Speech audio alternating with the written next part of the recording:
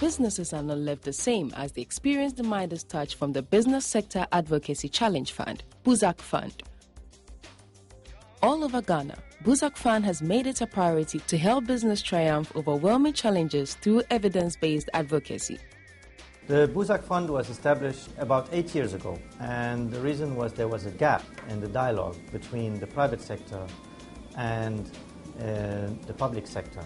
And that gap was identified by development partners, so they encouraged some initiatives, and these initiatives gave birth to the BUSAC Fund. We are very happy with the support that BUSAC has been providing, and that is also what we hear being echoed around by development partners, by government, and by recipients and grantees. So I think altogether we can be quite proud of what BUSAC has done so far. They provide concrete results. The value for money of the EU support to BUSAC Fund is that they have been awarded for the third year in a row the award of CIMG. We have a focus on private sector in general. We focus a lot on transparency and accountability of the PSOs. The BUSAC Fund provides funding to these grantees, and the fund provides 90% of the cost of the advocacy action, and this is topped up with 10% contribution by the grantee. The 10% contribution is to show their commitment, enhance their ownership of the advocacy action. We work at different levels. We're at district level, regional level, but also now we're focusing a lot on national issues, advocacy issues, policy issues. We are part of the same world, so we have economic interest together between Europe and Ghana. When there is higher growth in Ghana, there is better growth in Europe. And also when there is higher growth in Europe, Ghana will benefit of that. So it is in our mutual interest and benefit that we work closely together so that this partnership can make our respective economies stronger. For BUSAC Fund, the answer to the challenges facing the Ghana Cooperative Susu Collectors Association was just evidence-based advocacy. Susu collection is one of the oldest traditional methods of mobilizing savings in Africa.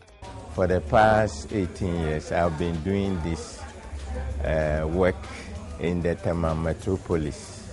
And in fact, through this business, I've gained much visibility. I've been in this business since 1983. If you are only sincere, you can go on with the business. Through this business, I've been able to educate my children. I'm having 4 children. 15 to 17 years. 12 years. Ni homa ni wahone. Ke offense so na chika no ka private school fees. No na chika woni ka no ko buy no ka ba fe wo feel so ake wo ka ba pay books ka ha wo be my ko pay wo be my school fees. Susu no de uya eboa. Se se wo market no eya ye hu chinya nti ye susu a busun wo a ye ji ayetumi di santo nyama de bu nyama no. Wa mi no one if you. With the absence of a regulatory framework to help guide and supervise the operations of Susu collectors in the country, the Ghana Cooperative Susu Collectors Association was left at the mercy of fraudsters and unqualified personnel, denting the image of the association. People entered the business at will and exited at will, meaning that there was no form of regulation. The situation was bad, and in that, a group of Susu collectors in 1994, specifically in the Greater Accra region, realized that their activities needed to be regulated. The idea came up during one of the workshops under the Rural Financial Services Project. This was an action to get the collectors under the control so that the sector will be regulated and have more discipline. However, because of the Constitution of Ghana, which stipulates that freedom of association, some Susu collectors were not willing to join the association.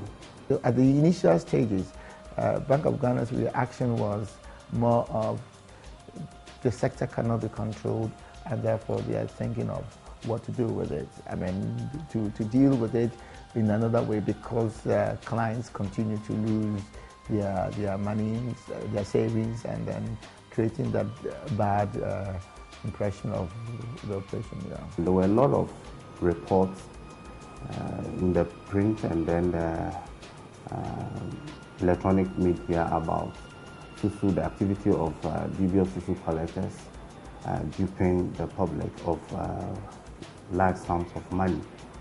This problem adversely affected the credibility of Susu business in Ghana, thus weakening the confidence of the general public and in the once trusted indigenous Ghana Susu scheme.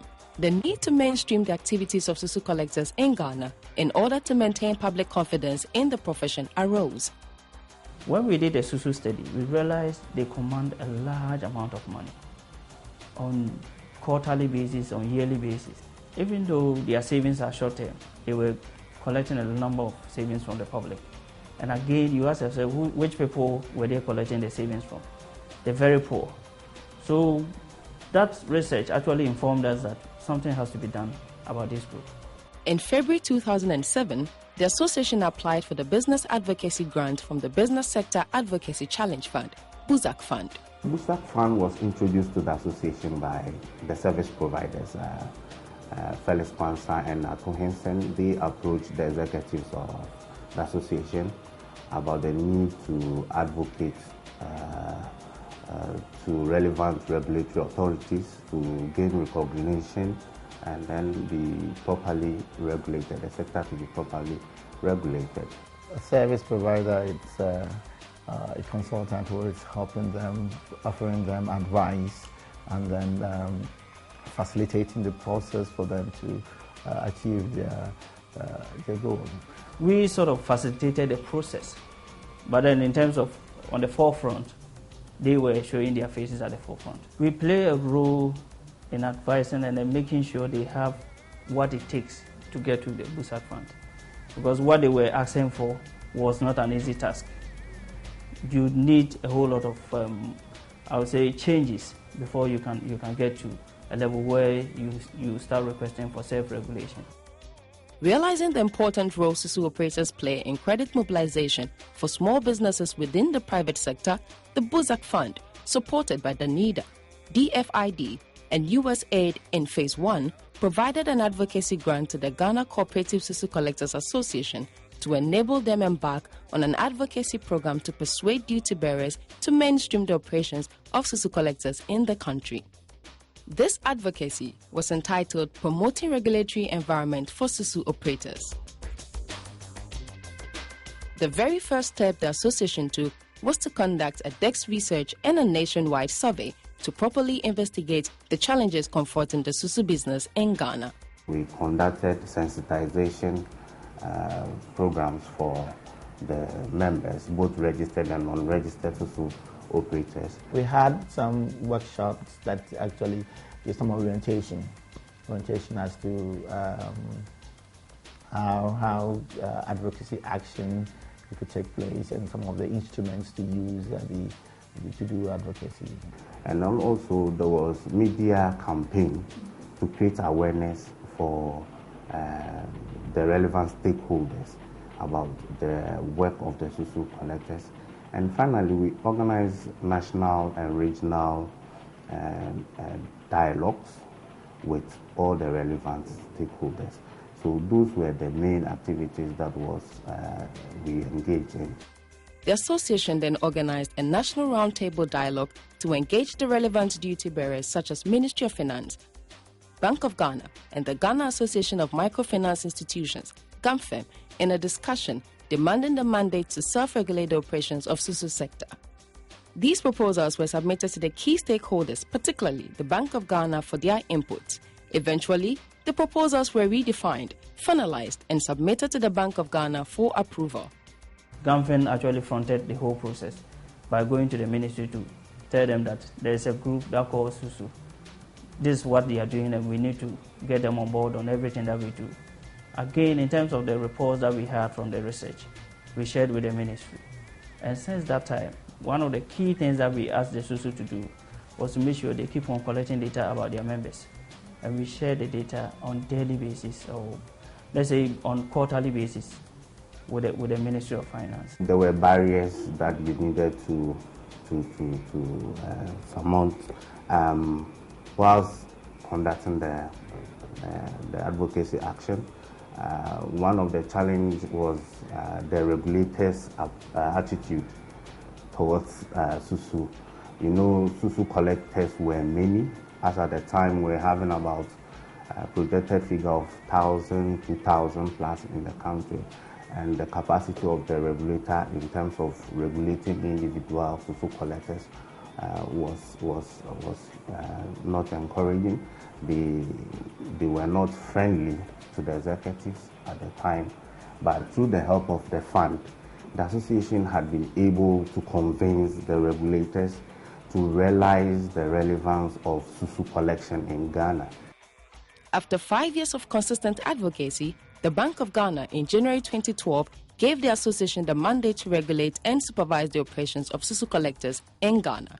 Meaning that the association has been formally recognized to play that intermediary role, which was more or less a headache for the central bank because of the capacity. Additionally, the Bank of Ghana tasked the association to print license for all legitimate Susu operators, and these licenses, bearing the logo of the Bank of Ghana, shall be signed by the President of Ghana Cooperative Susu Collectors Association and the head of the Banking Supervision Department of the Bank of Ghana. With the regulation, we are identified. We started putting on uniforms so that they will know the difference between a Susu collector in our association than the rest. We have also informed our customers to ask for identity from anyone who comes into the market who wants to do the business with them. It has also made us to now bring into our fold all the floating Susu collectors who are doing the work illegally. Thanks to the advocacy program sponsored by the BUSAC Fund, the Susu sector is now properly structured, and the entire Category 4 of microfinance institution is finally dedicated to licensed Susu collectors who have the mandate to mobilize savings from customers. This recognition from the Bank of Ghana has ensured that Susu operators have now been properly integrated into the national financial sector, and also makes it convenient for the Bank of Ghana to keep an eye on the activities of typical Susu operators. We appreciate and we thank the fund for supporting the association to achieve this major feat. However, there are some challenges again that we need to embark on. Without BUSAC Fund, maybe we could have done the activity, but would have taken a longer time for us to get to that level. There's still a need to do a lot of media awareness. The regulations have been passed, but a lot of Susu collectors, mostly in the rural areas, are not aware of these regulations. And the association needs a lot of support to be able to reach out to those unlicensed and regulated Susu collectors. The remarkable achievement of Ghana Cooperative Susu Collectors Association and their advocacy action demonstrates that well-planned and executed business advocacy can be used to remove many of the obstacles impeding the growth and development of the Ghanaian private sector.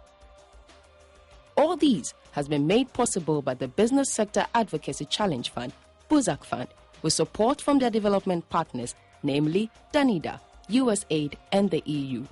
The BUSAC Fund is always adapting to the reality of the market, and even I am pleased to note that they are even in a position to anticipate the market, and that's really the job of a policy advocacy institution, and to anticipate what would be the development of the market, so that the private sector can adapt, can adjust, and also can propose what should be the follow-up in the future of the market and the policy environment, and that's the BUSAC Fund is doing quite well.